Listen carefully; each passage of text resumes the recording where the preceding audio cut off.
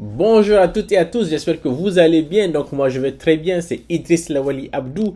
Bienvenue sur cette vidéo où je vais vous parler aujourd'hui de Campus France, mais surtout des choix définitifs des universités. Vous avez une acceptation, c'est simple. Vous avez deux acceptations, trois acceptations, quatre acceptations et plus, ça devient compliqué à savoir comment choisir, quelle université je dois prioriser, sur quels critères. Et bien sûr, dans cette vidéo, c'est de ça que je vais vous parler aujourd'hui.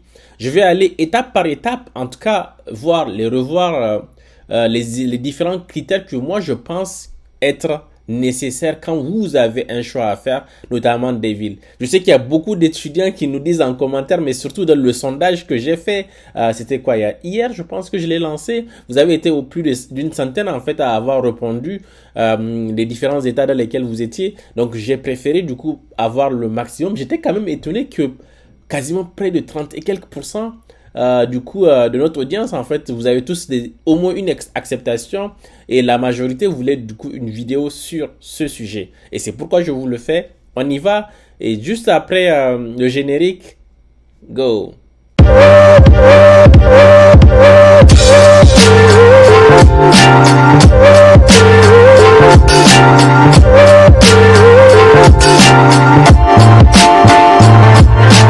Alors, comme je le disais, je vais vous parler du coup des choix et des différents critères que vous devez considérer quand vous devez choisir l'université définitive que vous allez utiliser dans votre parcours Campus France pour la demande de visa. Donc, pour moi, la première chose à considérer, c'est le diplôme. Quel est le diplôme ou quel est le parcours que l'université va vous permettre de faire pour avoir un diplôme final? Je m'explique. Vous avez aujourd'hui, surtout si vous êtes sur les deux premières années, voire trois premières années du coup de votre parcours après le bac, vous avez le choix entre les universités qui vont vous proposer des licences. Vous avez les UIT qui vont vous proposer les bachelors, du coup, ce qu'ils appellent BUT, bachelor universitaire technologique ou technique, à voir ce que le T veut dire.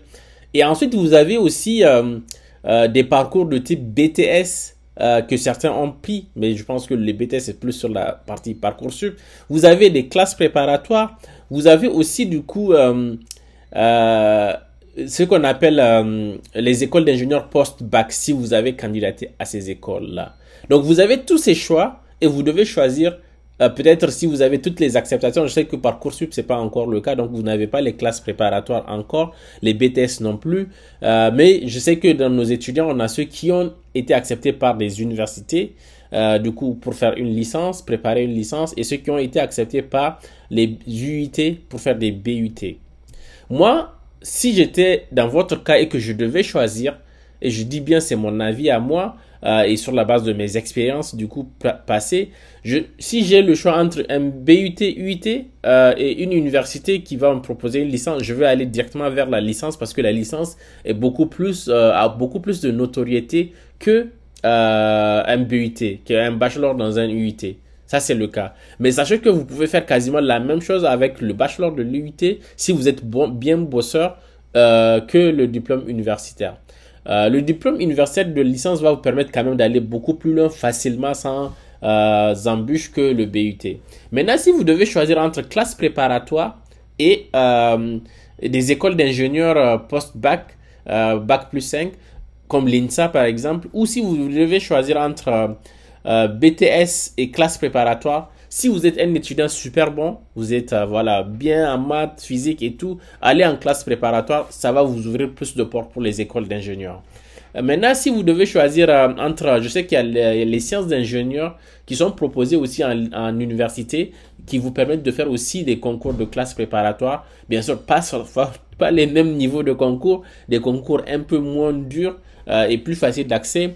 Et vous pouvez choisir sciences de l'ingénieur parce que c'est un peu moins compliqué que les classes préparatoires. Je pense que j'ai parlé de beaucoup de choses, c'est pas très simple et vous l'aurez compris. Mais je récapitule ce que je disais sur le premier point. Si vous avez le choix entre BTS, UIT, classe préparatoire et université, selon la filière que vous êtes en train de faire, si vous devez choisir entre BTS, UIT et université, allez vers l'université. Si vous devez choisir entre classe préparatoire et université, si vous êtes très bon étudiant, allez vers les classes préparatoires ou les écoles d'ingénieurs directement en bac plus 4, bac plus 5. Et si vous êtes plutôt moyen, vous voulez quand même faire les écoles d'ingénieurs, si vous avez une acceptation en sciences de l'ingénieur, allez vers l'université. Maintenant, si vous êtes très moyen ou moyen, allez en BUT parce que c'est un peu moins compliqué et c'est des programmes qui sont plus ciblés, plus centrés. Dis-moi en commentaire si j'ai bien expliqué ou si tu veux que je revienne sur ces éléments-là. C'est pas simple, c'est pas évident. Et je te propose même de faire un accompagnement gratuit parce que au jour d'aujourd'hui, tous nos accompagnements, surtout le coaching, en fait, il est gratuit. Donc, n'hésite pas à cliquer sur la zone de description. Tu vas retrouver un lien qui va te rediriger vers mon calendrier pour pouvoir prendre rendez-vous. Alors, ensuite, ça, c'était le premier critère qui était le type de diplôme et le parcours. Donc, j'espère que tu as compris. Sinon, pose-moi des questions. Et aussi, il y a des choses que j'ai pas bien expliquées. Dis-moi en commentaire que ça, tu n'as pas bien expliqué ou bien j'ai omis quelque chose. On est là tous pour amener du contenu. Moi, je vous apporte mon expertise et vous apportez tout ce que vous avez appris. Je vous dirai si c'est correct ou pas correct. Donc, le deuxième critère pour moi, dans le choix de votre filière, ça doit être le coût de la vie dans la ville où vous allez étudier. Attention, aujourd'hui, je préfère ne pas utiliser le coût de la vie seul, sans pouvoir aussi rapprocher l'opportunité dans les différentes villes. Parce que quand on dit coût de la vie, c'est quelque chose qui va sortir de votre poche. Mais je sais que tous les étudiants veulent faire le job étudiant. Ça veut dire que oui, tu dois prendre en compte le coût de la vie, mais il faut aussi prendre en compte les opportunités que la ville va t'apporter. Je m'explique. Quand vous allez partir à Paris, la vie va vous coûter super cher. Le logement au début va vous coûter super cher. La nourriture va vous coûter super cher. Vous n'allez quasiment jamais partir dans un restaurant parce que ça coûte hyper cher. Mais par contre, à Paris, vous avez l'opportunité de pouvoir avoir du travail plus facilement que dans des villes très petites où vous avez tous les étudiants qui cherchent le même boulot que vous, donc vous avez plus de concurrence. Donc pour moi, quand je parle de coût de la vie, il faut voir cela. À Paris, vous allez pouvoir travailler vous pouvez combiner plusieurs travails, avoir du boulot facilement dans différents types de métiers. Dans d'autres villes, il y a beaucoup plus de concurrence. Je me suis répété là juste pour vous dire que c'est hyper important. Donc le coût de la vie, c'est pas juste ce que vous allez dépenser, mais c'est aussi ce que vous êtes capable de gagner. Maintenant, si vous décidez d'aller dans une ville, je vais parler d'une ville où je sais que beaucoup d'étudiants galèrent, c'est Rennes. Rennes, il y a quelle autre ville où Rouen, les gens galèrent à trouver du job étudiant, mais vraiment. Chaque année, moi j'ai toujours les mêmes problèmes, je suis dans pas mal de groupes d'étudiants, et chaque année, en fait, les jeunes ont du mal à trouver du job étudiant. Donc pour moi, il faut considérer tous ces éléments-là. Donc voilà. Coût de la vie, il faut que vous choisissez la ville du coup qui va vous amener le moins de coûts possible, qui est du coup entre du coup l'équilibre job étudiant et ce que vous allez dépenser. Un exemple, les premières villes étudiantes en France, je sais qu'il y a Toulouse qui est là. Et vous allez trouver sur d'autres listes que Paris aussi, c'est une première ville étudiante parce qu'elle a un grand nombre d'étudiants, mais aussi favorable pour le travail. Mais en termes de logement, c'est Toulouse. Vous avez quelle autre ville? Amiens, je pense, qui est toujours sur la liste. Vous avez Montpellier. Mais toutes ces villes, en fait, c'est des villes étudiantes où la ville ne coûte pas cher. Mais vous allez galérer à trouver du logement. Je vous le dis calmement. Mais vous allez galérer à trouver du logement. Et ensuite, vous avez de la concurrence sur le marché de l'emploi. Voilà. Ensuite, un troisième élément, en plus de la formation, de la ville, du coût de la vie qu'il faut choisir, je vais parler du coût de en fait, de la ville en soi. Ben, j'en ai un peu parlé sur le coût de la vie. Quand je dis de la ville, c'est aller vers des villes où vous allez facilement trouver du logement. Vous avez de la famille. Il faut toujours prioriser la famille parce qu'ils vont vous donner les attestations qu'il faut pour la demande de visa. Vous avez des connaissances. Les connaissances, ça peut vous apporter le job étudiant parce que vraiment, je vous le cache pas, en France, pour avoir un job étudiant, c'est je connais qui et comment. C'est un peu comme en Afrique, mais bon, c'est mieux organisé, mais c'est toujours le réseau. Le réseau partout, c'est ça qui marche. Donc, partez dans des villes où vous savez que vous avez quelqu'un qui peut vous épauler pour avoir le travail.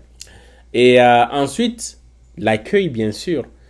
Partez dans des villes où choisissez la ville ou la formation par rapport à un endroit où vous savez que quand vous allez avoir votre visa, il y a quelqu'un qui peut vous accompagner, ou en tout cas, il y a moins de difficultés d'intégration. Donc l'intégration, c'est un élément capital parce que ça prend ensuite même sur vos études, ça peut impacter vos études. Si vous venez dans une ville, vous connaissez personne, la majorité des étudiants ne connaissent personne, c'est pas grave. Mais si vous pouvez avoir quelqu'un que vous connaissez, ça doit être aussi un critère que vous devez respecter dans le choix de votre ville. Alors, j'ai parlé de ces différents éléments. J'espère que ça va vous aider, mais je suis sûr que j'ai pas tout couvert. Et comme on est dans une famille, on est dans une communauté, si j'ai pas tout couvert et que toi tu as une information que tu penses être hyper importante dans le choix de la ville, dis en zone de commentaire quel est du coup ce critère que tu penses être considéré comme hyper intéressant. Et on va tous venir échanger sur ton commentaire. On va chatter, on va donner nos arguments. Si c'est pas vrai, on le dira. Si c'est vrai, ça va t'aider à savoir si ton critère est bon ou pas. Et ça va aider tous les autres aussi. D'ailleurs, je vais commencer aussi, comme le jeu concours que j'ai lancé sur les publications sur mon parcours, je vais commencer aussi à primer en fait des gens qui commentent et qui donnent des informations dans les commentaires. Je pense que ça vaut le coup et ça peut motiver beaucoup d'autres gens à venir nous partager. On est dans une zone de partage simple. Si tu partages une information, la communauté te dira si elle est vraie ou pas. Donc n'hésite pas à commenter, mais surtout like la vidéo si ça t'a plu. Et si c'est des contenus de ce genre qui te plaisent et que tu es nouveau sur la chaîne, abonne-toi. C'est la seule chose que je te demande, c'est la seule chose qui peut nous aider à grandir tous ensemble. Et le mercredi, on aura toujours notre live. Et cette fois-ci, je vais parler de la demande d'exonération comme thème principal. Le jeudi spécial invité, on a notre invité du coup, le groupe Homeless Education qui est notre partenaire, qui va venir vous présenter sa liste de formation. Donc si vous êtes en train de considérer aussi les écoles privées comme une alternative, je vais mettre le lien d'inscription vers notre formulaire. Vous pouvez le remplir, mais surtout vous pouvez venir aussi ce jeudi à la même heure, 16h GMT au Sénégal, Mali et en Côte d'Ivoire aussi. Ça sera 17h au Niger et dans les pays avoisinants. Et ça sera 18h en France. Donc, je vous dis à très bientôt. Prenez soin de vous. Bonne chance et surtout, commentez. Dites-moi si la vidéo était comme ça. Et voilà, je vous retrouve dans la prochaine vidéo ou plutôt, je dirais, demain sur le live. Allez, bye bye.